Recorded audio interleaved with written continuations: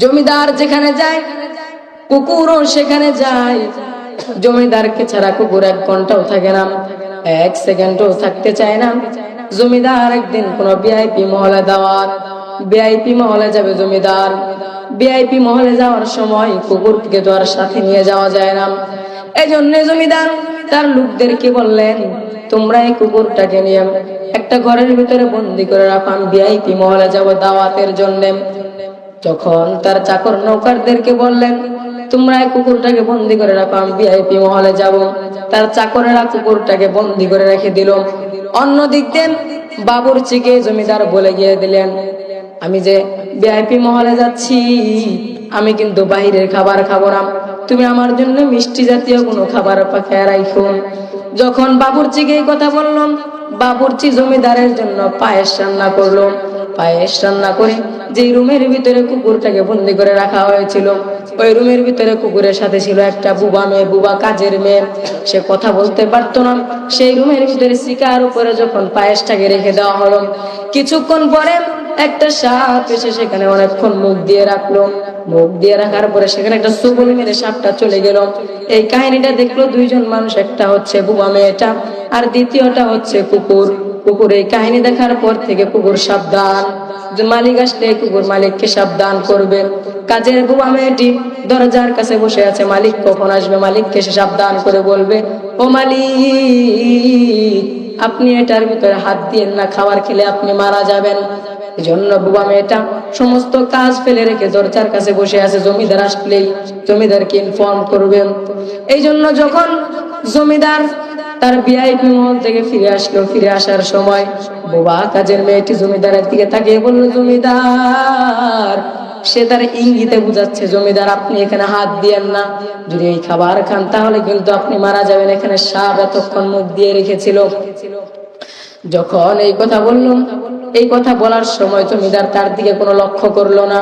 লক্ষ্য না করে যখন জমিদার সেই শিখা দিয়ে খাবার নামিয়ে খেতে যাবে, এমন সময় যে কুকুরটাকে বেঁধে রেখেছিল, কুকুর লাফালাফি শুরু করে দিল, কুকুর ফান্দা ফান্দি শুরু করে দিল, কুকুরের কাল্লা ছিঁড়ে যাচ্ছে, কুকুর তারপর তার রশি ছিঁড়ে আসতে চাইতেছে। এমন সময় জমিদার ভাবলো, আমার কুকুর কেন এমন করে, কখনো তো এমন করে না। একবার ধমক দিলে কুকুর থেমে যায়, 2 বার ধমক দিলে কুকুর থেমে যায়, কিন্তু আজকে কেন কুকুর এমন করতেছে। সে তার চাকরদেরকে ডেকে বললো, চাকরেরা, তোমরা আমার কুকুরটাকে ছেড়ে দাও। কুকুরকে ছেড়ে দেওয়ার সাথে সাথে কুকুর পা দিয়ে লাথি দিয়ে পায়েস থেকে কিছু পায়েস ফেলে দিল।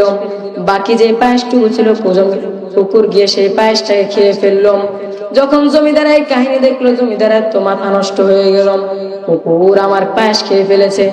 সে কুকুরকে অনেক মারধর করলো, মারধর করতে করতে এক পর্যায়ে কুকুর ধরাশায়ী হয়ে গেল।